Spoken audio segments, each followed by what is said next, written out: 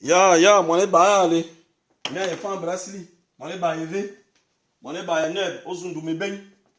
E que ka me mo gana tin ba be mo ka wa so bon ba do na von to bo to mo bo ba lu man mi so mo fa. Njo yin gaba mi.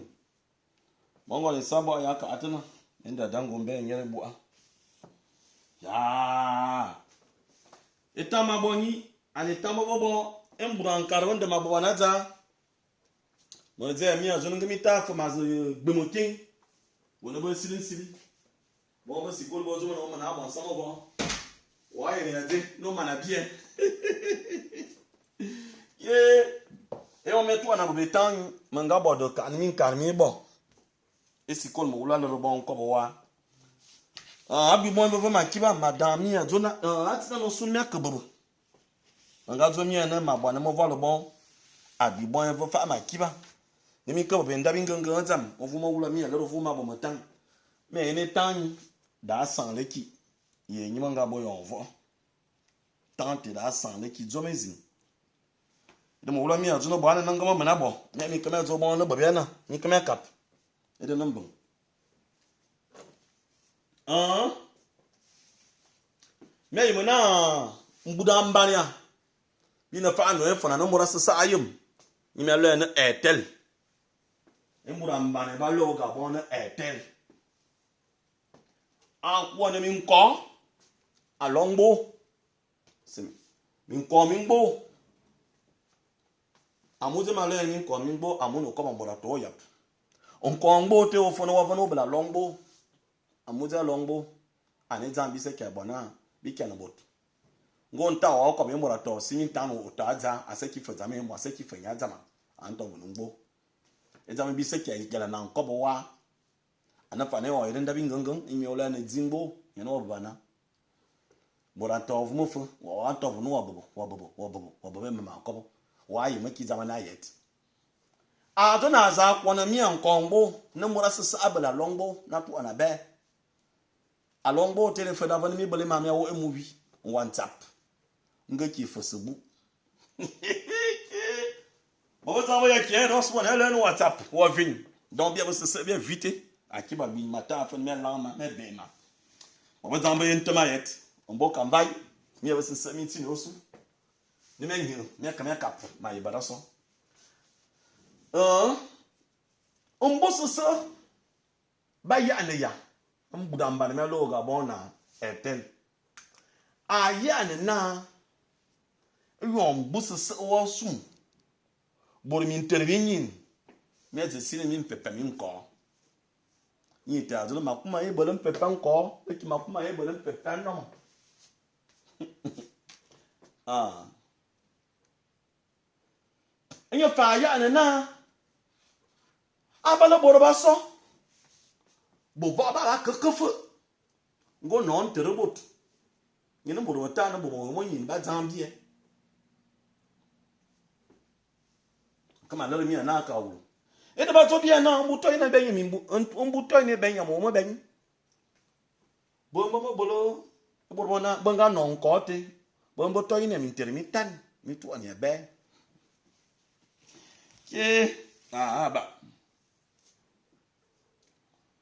aye bombon bete mo fa to na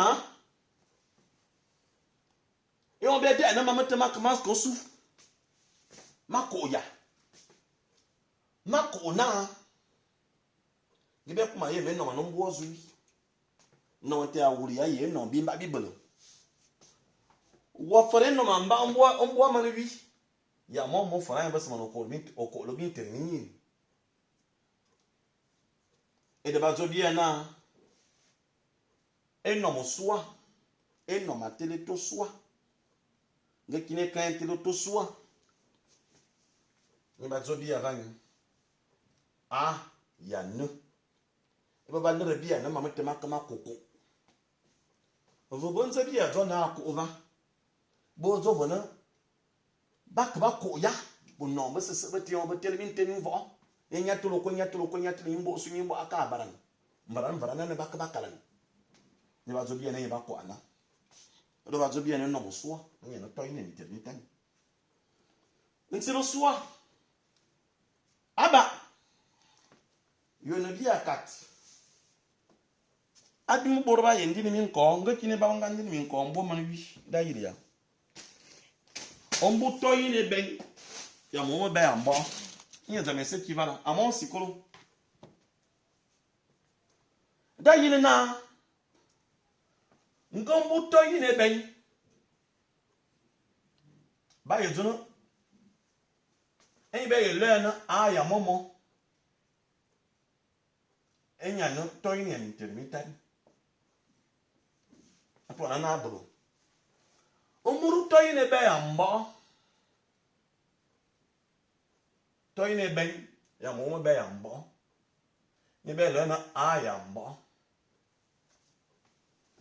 matira kama kala na mia kana mo kulu tang jomba silma da yi no mbu to yi ne ben ya mo be ya be ben ni be le na aya be ben nya tilete be nya le bo no la àwọn yusu yi enyi be nya tilete la maye nova metleva no borboto na wo a ya nu ko la rambo momo o vobo saman a ya nu o kala ra intermini mangala ra mi ale mo de mazumi ene on se semaine ma bosikolo mi ka mi voile bovo ede no mbang tayini na mayetilana a meyen mayetura va fo momo bosaman a mali ka akolojum no bobo se otu anawo dayini o maye firo momo va maye fa firo momo va dayini kan no maye san la da eno mo ba le no momo dayini aya mo anto ta ya ba momo ovo saman oko faranya aya momo ya no to ina intermittent oko ko le intermittent a pita ngoto na ku abu matman be engine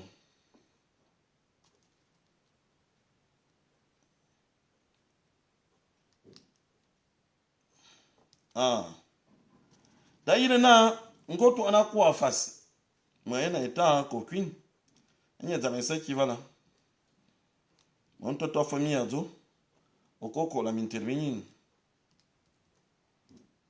a pito ina mintermila to yin e mintermila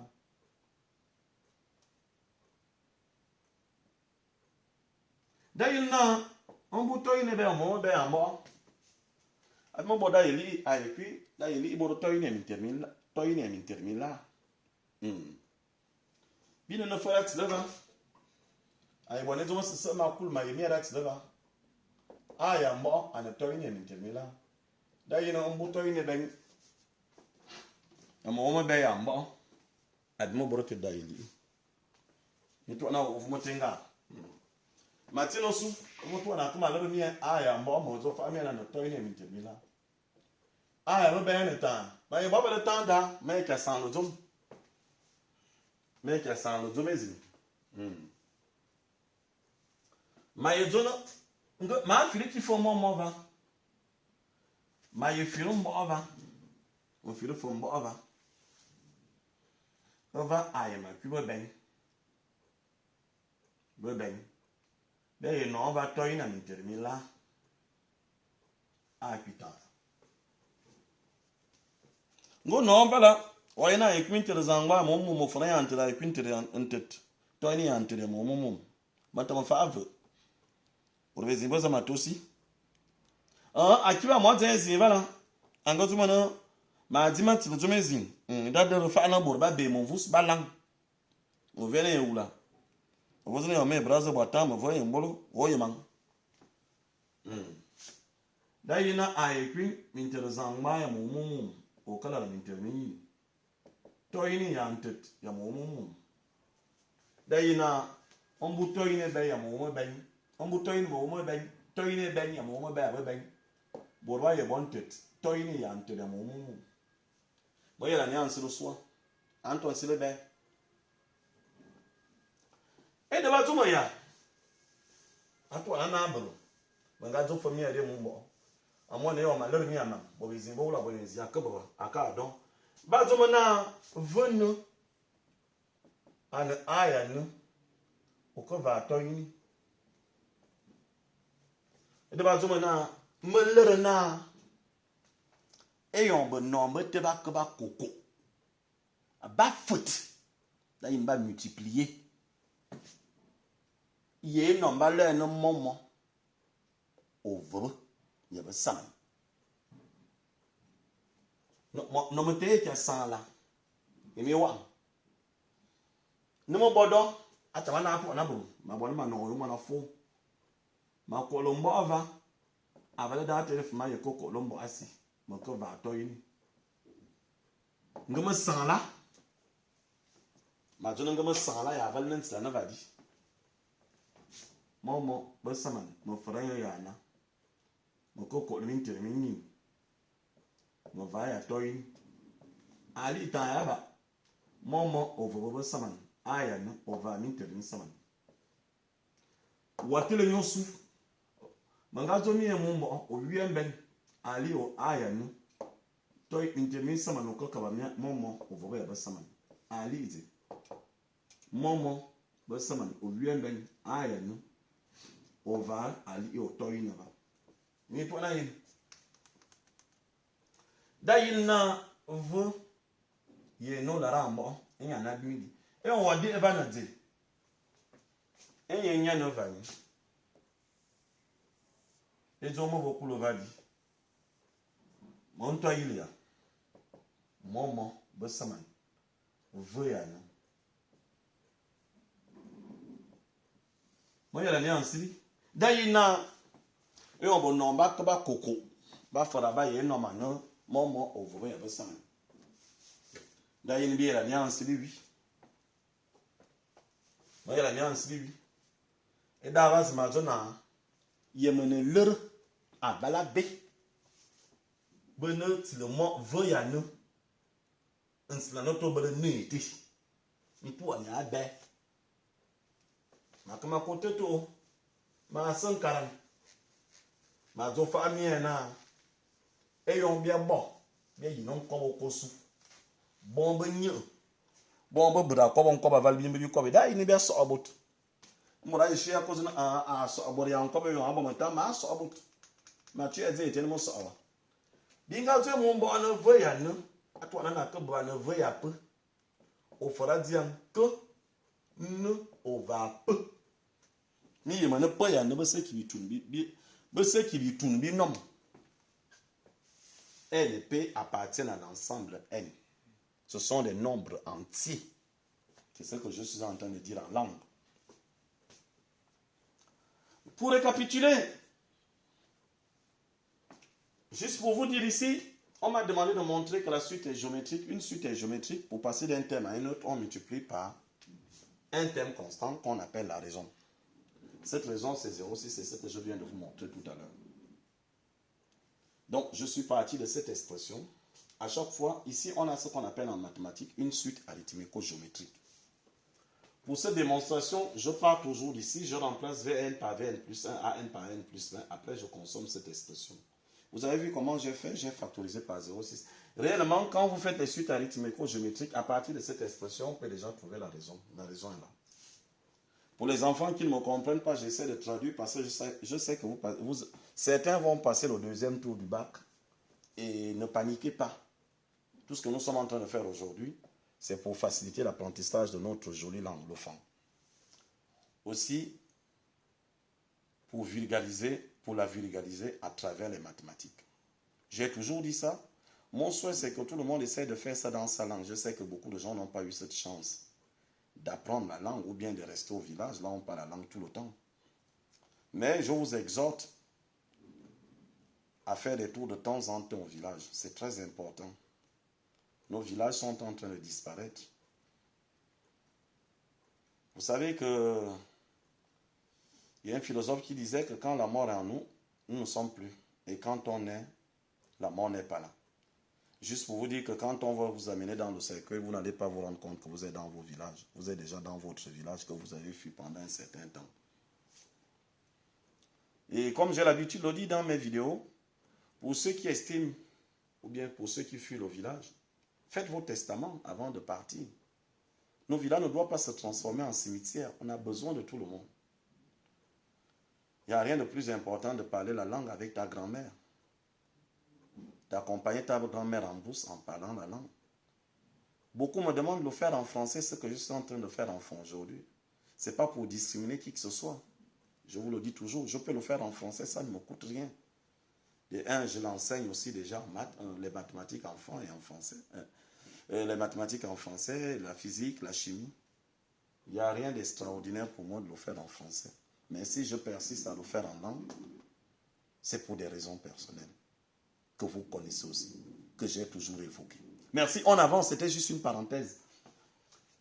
Donc, et deux. Mais il m'a veut me faire quand le temps ya maman il y avait ça man. Nous me va maman, me file maman. Veut maman le temps ya. Et on met bien mettre pour en abord. Ma yenya file va. Ma ye file veut. Ah, mon file maman si, mon file maman va. Me va toi une. Ah cuisine. Toi une a intermittent go va toi une. Et entre temps bimbi kuti la tete robitam. Ali au intermittent. Intermittent ah. Non basi ma monu aboma. On a ndolu. On va pas kanyaka. Engo andala die Tristan. Mana ya basikolo aye bova. Akiwa bi. Ya! Moi ya ni ansiri wi. Manela tileba. Ma bona ngo metile malero.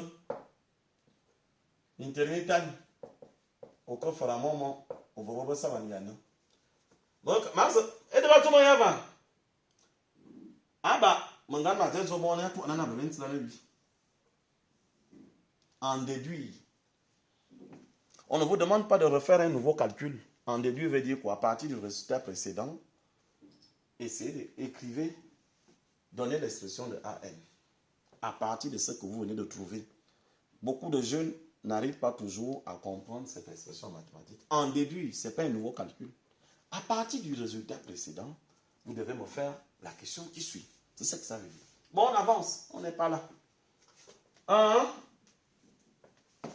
Montre-toi, ça me va. Ici, Daïlia. Ngenge qui est non zon. Bien, il y a collecté. Mon psychologue, on va faire ça. Aya nous, on va attendre. On a le venu. Et on t'a dit qu'il y a un zon. Mitan bi mabi ko liva aba e won yeki na iton be ko be zun aya na gbonu ya no o ko lo toyin a cuisine intermittent o foro momo ya be saman o ko boro na yo o dare ya toyin ke akiba bi da yiri na ma fa nka kama tam mi to ni abebo ma kamalere mi ototo Comment Brasil, moi, il y a les liens fancy, lui.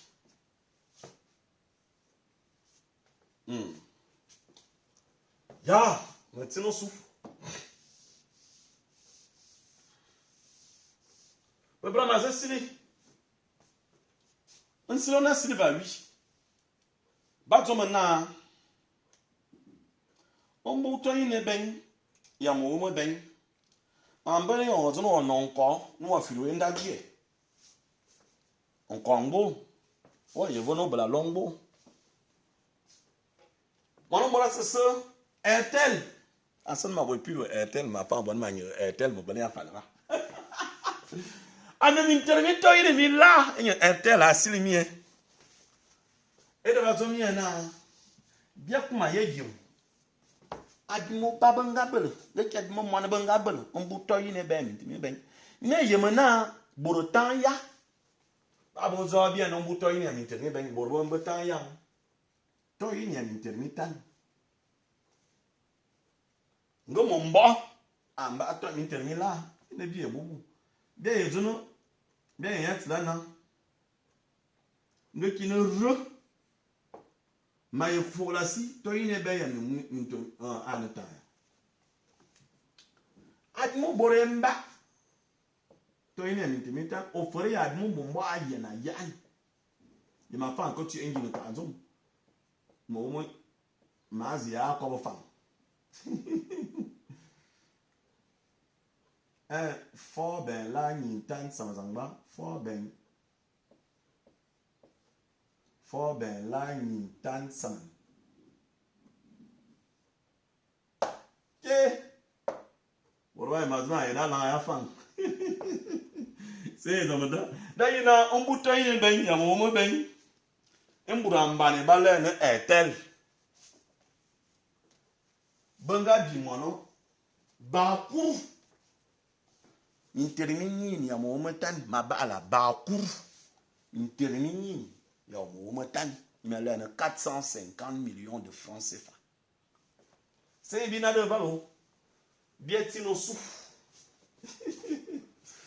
ah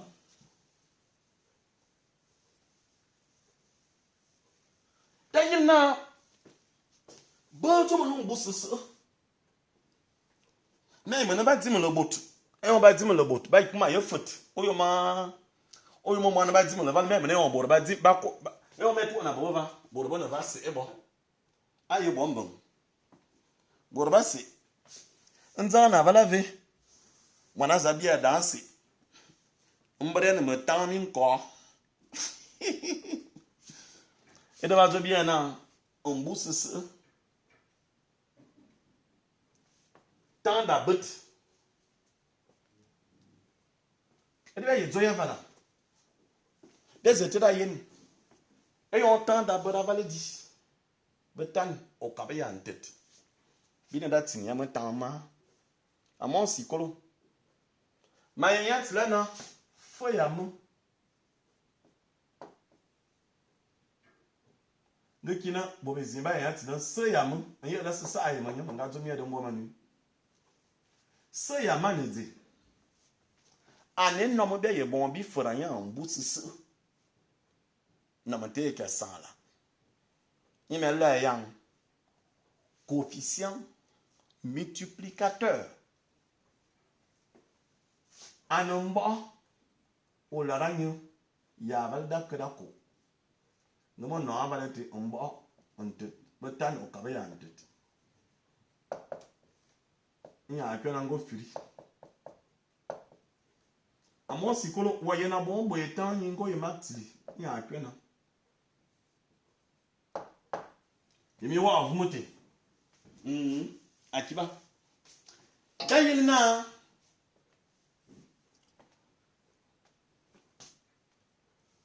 ayo wono nkote tan yene bo zo firon ko endaji e ayi bono ombu yambu abana mi mbu me keme kalan ngo mbo obodo toyin mbu wi wa ye bon fori etan ya wo ezama zonga wa ye bon fori be ye zo ya krete ngini ya na ba ba kuma ye je ma bala vene ko indiquer la nature de la suite, savoir si la suite est arithmétique ou géométrique. C'est ce qu'on nous demande ici. En justifiant. Je viens de déterminer le coefficient multiplicateur. Ça veut dire que pour passer d'une année à une autre, le prix de l'abonnement est multiplié par 1,05. Le fait de dire est multiplié ou divisé, ça veut dire quoi? La suite est géométrique. C'est ce que j'ai dit en langue. À chaque fois quand on vous donne un pourcentage comme ça, pensez à calculer le coefficient multiplicateur. Certains l'appellent facteur multiplicateur. Ok. Donc la suite est géométrique. La suite étant géométrique, qu'est-ce qu'on doit faire? Pas y a à ne pas y a un moment au que fera que au bas de n'a il me va dire bien sous mon zambu m'intermila toi il là au que fera ya diam on bon on va moi ya betan au que belana et là il na ah ya akiba ma ke ma mana sai da ka da rai in silba silma na ba to mana malar na ombu toyine tan toyine ben ya mo ben go kolo ombu sa yo a ko kumbunu ba zo no malera na mande mi azo ya bondi ro ya no dayina ombu toyine ben ya mo ben okokolo na yo wa me kitan no no bo ana bo mo no bo ana tan ya amon si ko le nza me se equivalent dayina ngotu anabo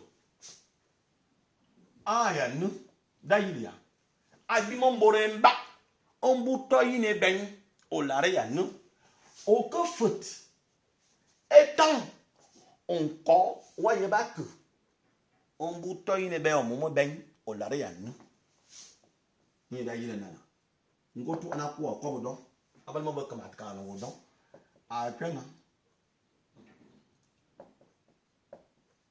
nu o lare ya toyine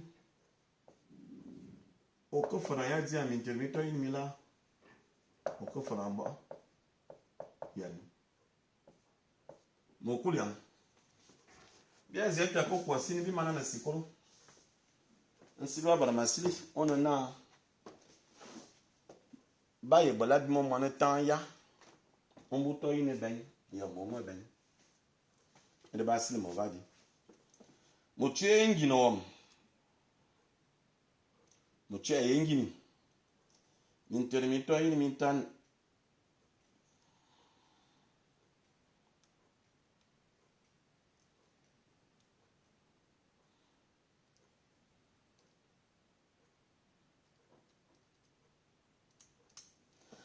me manava ani tambanga kulombu toyine be mo be ya la yin be shi azu na toyine antere mo wa fara ya tan ya intermito ini mi la o fara ya mo ovo ya betan o ko bere zayo bam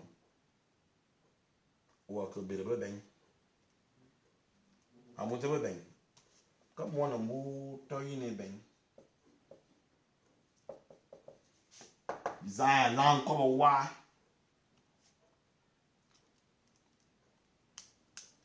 eke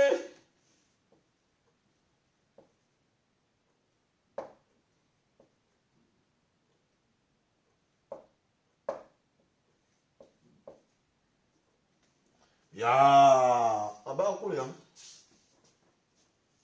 akulian dayile na ombu toyine ben